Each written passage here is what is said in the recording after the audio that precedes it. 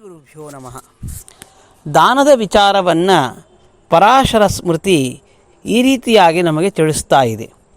ಅಭಿಗಮ್ಯೋತ್ತಮಂ ದಾನಂ ಆಹೂಯೈವತು ಮಧ್ಯಮಂ ಅಧಮಂ ಯಾಚಮಾನಾಯ ಸೇವಾದಾನಂತು ನಿಷ್ಫಲಂ. ಯಾವ ವ್ಯಕ್ತಿಗೆ ನಾವು ದಾನವನ್ನು ಕೊಡಬೇಕು ಅಂತ ಅಂದುಕೊಂಡಿದ್ದೇವೆಯೋ ಆ ವ್ಯಕ್ತಿ ಇರುವ ಸ್ಥಳಕ್ಕೆ ಹೋಗಿ ದಾನವನ್ನು ನೀಡುವುದು ಉತ್ತಮವಾದಂತಹ ದಾನ.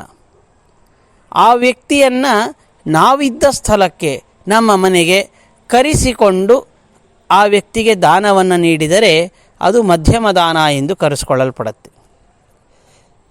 ಯಾವನೋ ಒಬ್ಬ ವ್ಯಕ್ತಿ ನಮಗೆ ಈ ಪದಾರ್ಥವನ್ನು ನನಗೆ ಕೊಡು ಅಂತ ಬೇಡ್ತಾ ಇದ್ದಾನೆ. ಅಂತಹ ಬೇಡಿದ ವ್ಯಕ್ತಿಗೆ ಬೇಡಿದ ಪದಾರ್ಥವನ್ನು ನೀಡುವುದು ಅಧಮದಾನ. ಒಬ್ಬ ವ್ಯಕ್ತಿ ನಮಗೆ ಉಪಕಾರವನ್ನು ಮಾಡಿದ್ದಾನೆ, ಅದಕ್ಕೆ ಪ್ರತ್ಯುಪಕಾರವಾಗಿ ಅಥವಾ ಇನ್ನೊಮ್ಮೆ ನಮಗೆ ಅವನು ಈ ರೀತಿಯಾದಂತಹ ಸೇವೆಯನ್ನು ಮಾಡಬೇಕು, ಉಪಕಾರವನ್ನು ಮಾಡಬೇಕು ಎಂಬ ಭಾವನೆಯಿಂದ ಆ ವ್ಯಕ್ತಿಗೆ ದಾನವನ್ನು ನೀಡಿದರೆ ಇದು ಯಾವುದೇ ವಿಧವಾದಂತಹ ಫಲವನ್ನು ನೀಡದೇ ಇರುವಂತಹ ನಿಷ್ಫಲ ದಾನ ಎಂದು ಕರೆಸಿಕೊಳ್ಳಲ್ಪಡುತ್ತೆ.